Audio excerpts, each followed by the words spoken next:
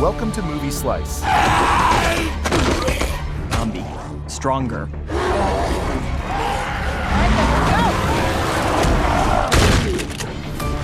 Quick fun recaps of your favorite movies. Sharp, funny, and to the point. Hit subscribe and get your perfect slice of cinema. The movie Zombieland begins 10 years ago. The world went through a zombie apocalypse. Now in the present, the situation hasn't gotten any better, and the zombies have evolved into distinct types. The dumb zombies are the homers. They're slow and do stupid things like getting their tongues stuck on ice, so they're easy to kill. The smart zombies are the Hawkings. They are able to make plans, like taking the eye of a dead scientist to open a door with an iris scan lock. Lastly, there are the ninja zombies, who know how to sneak around and hide to catch their victims by surprise. In DC, there's a group of 4 survivors formed by Tallahassee, his girlfriend Wichita, her sister Little Rock, and Columbus. They've been sticking together for a decade and have learned to fight in perfect teamwork. They make their way through the field and kill zombie after zombie without hesitation, bringing them down before they can even scratch them. After a long but very effective fight, the group finishes killing the whole horde and makes their way to the White House, which becomes their new home. For the first few days, things go great. They have lots of fun together and fix the decorations to fit their tastes. They also celebrate Little Rock's 18th birthday. Tallahassee has become a father figure to her and is very protective, but Little Rock is getting tired of being stuck with adults. She wants to hang out with people her age and not be called little girl, which Tallahassee doesn't understand. Some weeks later, Tallahassee decides to celebrate Christmas in November and gives Little Rock a gun that used to belong to Elvis. Little Rock hates it because he's always giving her guns, so she leaves the room to shoot zombies in frustration. Later in the bedroom, Columbus surprises Wichita with a ring, asking her to marry him. Wichita gets nervous because she thinks all married people end up divorced, so Columbus gives her time to think about it. The next morning, the guys discover that the sisters left, only leaving a very vague note behind. On the road, the sisters are traveling in Tallahassee's modified car and agree they shouldn't have gotten attached. Suddenly, they see someone ahead, and Little Rock gets ready to shoot, but it's just a normal human of Rock's age called Berkeley. A month later, Tallahassee and Columbus try to entertain themselves at the mall, but Columbus won't stop whining about Wichita. Tallahassee mocks him and says they should go back to the road to start over. At that moment, they're found by a zombie, so Tallahassee throws a bottle of alcohol and shoots it before killing the creature. Columbus is impressed, but he doesn't think it's zombie kill of the year because that goes to a farmer that ran over a zombie with his tractor, making a high cube out of it. Afterward, Columbus goes to the candle store and shoots when he hears a noise, but it's just a girl named Madison. She's so glad to see another that she hugs Columbus, and he invites her to come with them, ignoring Tallahassee's complaints. Later at the White House, the guys notice that Madison is pretty dumb,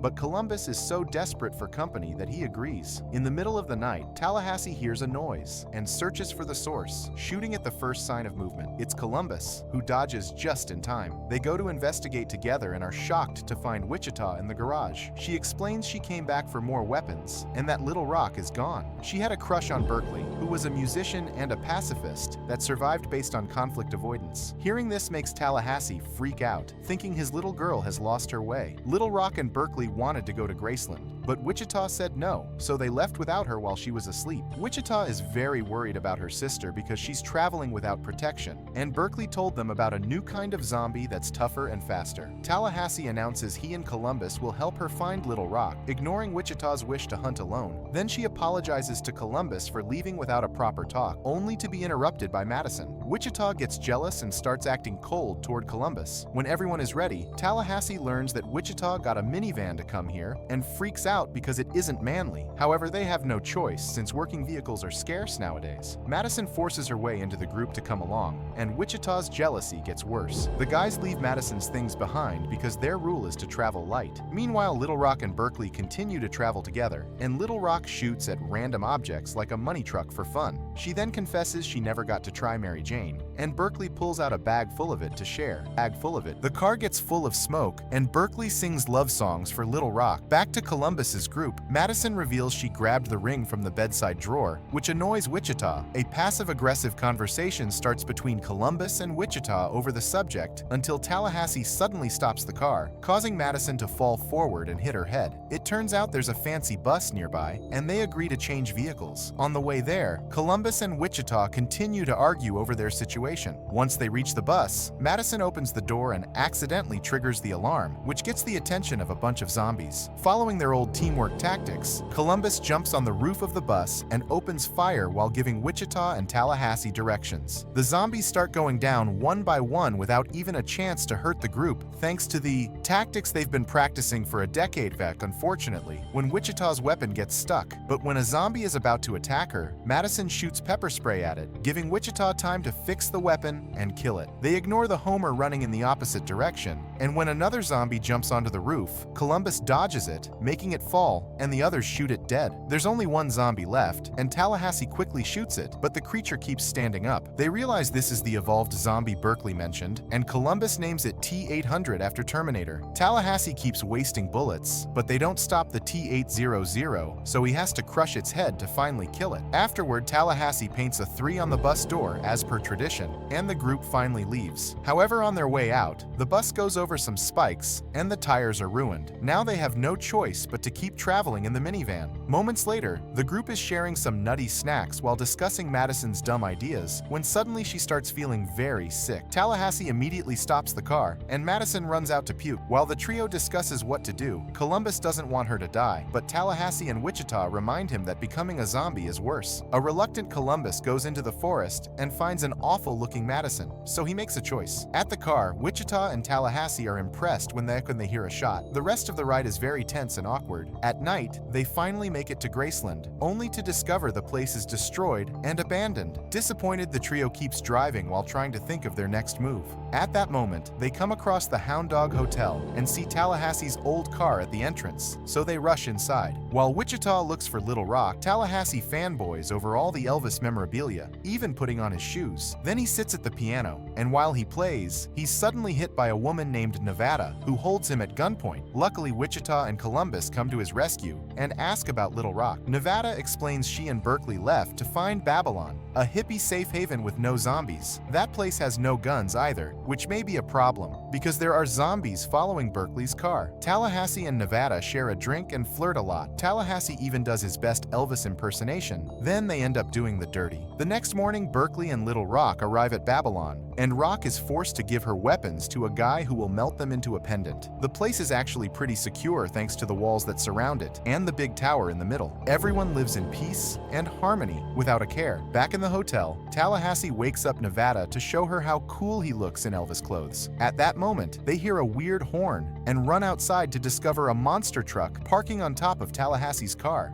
Furious, he goes to argue with the driver, whose name is Albuquerque, and he happens to be a friend of Nevada's. While the men yell at each other, the others notice how similar they are, as if they were a satire of each other. Suddenly, a second guy called Flagstaff comes out of the monster truck to support his friend Albuquerque since they've been traveling together. Flagstaff is a lot like Columbus, and even has his own survival rules, although he calls them commandments. An argument ensues between the four men, who are acting like kids to impress the ladies. Eventually, Nevada snaps and calms them down. Albuquerque and Flagstaff explain they came back because the T-800s have taken over the area. The group heads inside for some drinks, and when another argument is about to start, they hear a noise and discover the T-800s are outside. Albuquerque and Flagstaff rush outside and fight the zombies, bringing them down in a matter of minutes. Afterward, they come back to show off how cool they are, only for Nevada to notice Albuquerque has been bitten. He tries to pretend it's just a tattoo, but he suddenly pukes, so he reveals Flagstaff was bitten as well. After Flagstaff also pukes, both guys turn into zombies, and a fight ensues. Nevada quickly opens fire, but these are T-800s and are unaffected. The others take the fight to the corridor and use Elvis memorabilia to attack the zombies. They manage to corner the duo on top of a pool table, so they use the balls and cue sticks to defend themselves. The fight continues as the men and the zombies throw each other all over the place, which makes it hard for Nevada and Wichita to fire because they don't want to hurt the guys. Eventually, Tallahassee manages to bring down Albuquerque with an Elvis statue, then crushes his head with a guitar. At that moment, Flagstaff tackles Columbus, giving Nevada the chance to shoot him in the head to kill him too. Tallahassee wonders if this can be zombie kill of the year, but Columbus thinks one better happened in Italy. A guy put up some mannequins to attract the zombies and dropped the Tower of Pisa on them. Afterward, Tallahassee says goodbye to Nevada with a kiss, and she gives him an Elvis ring so he remembers to visit her again. Then he tries driving the monster truck, but he can't control it at all, and they have to leave in the minivan again. A few hours later, Wichita is trying to fix her relationship with Columbus when suddenly they see an ice cream truck passing by. It's being driven by Madison, who is alive and well. It turns out Columbus only pretended to shoot her, but actually let her go, and her sickness had been a nut allergy. She joins the group again, and for the rest of the night they have to put up with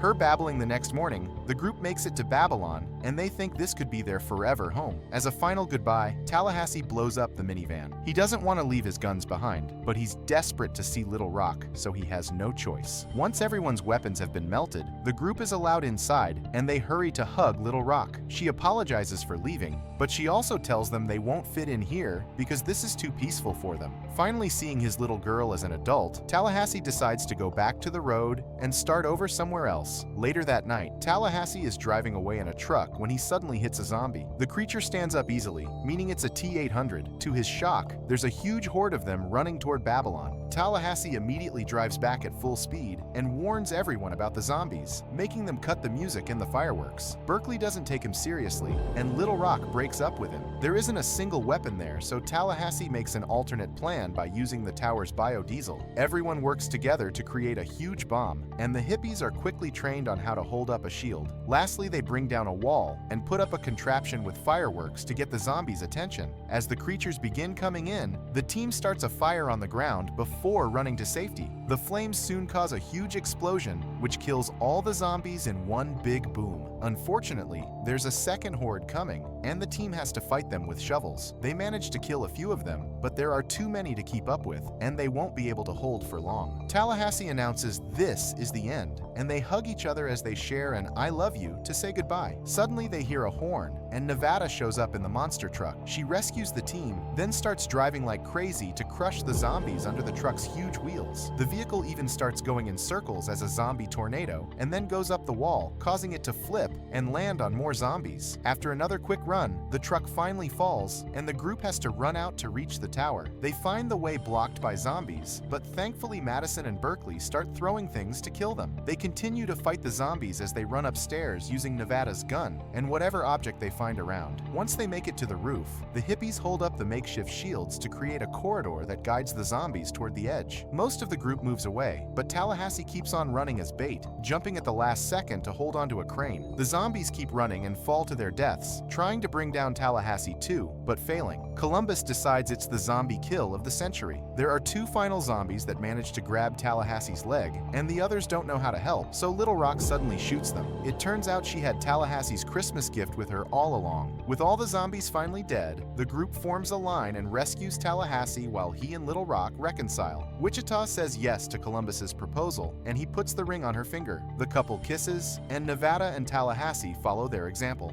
Madison and Berkeley start kissing too, as a Homer suddenly appears only to easily fall to his death. After a night of partying and fireworks, the original four leave with Nevada in a fancy car to look for a new home, while a zombie chases after them. Then a flashback shows Bill Murray on the day of the outbreak. He had been promoting his third Garfield film, and the reporters kept asking him to show off his gagging on a hairball noises. Suddenly a reporter threw up and transformed into a zombie. An assistant got scared and ran away, but Bill stayed calm and killed the zombie with a chair. On his way out, he found a bunch of zombies in the lobby, but he still didn't panic. He continued to fight the creatures with the chair and any object he could grab, slowly making his way outside while saying he hated Mondays. Make sure to subscribe and turn on notifications so you can watch more videos like this. Thanks for watching.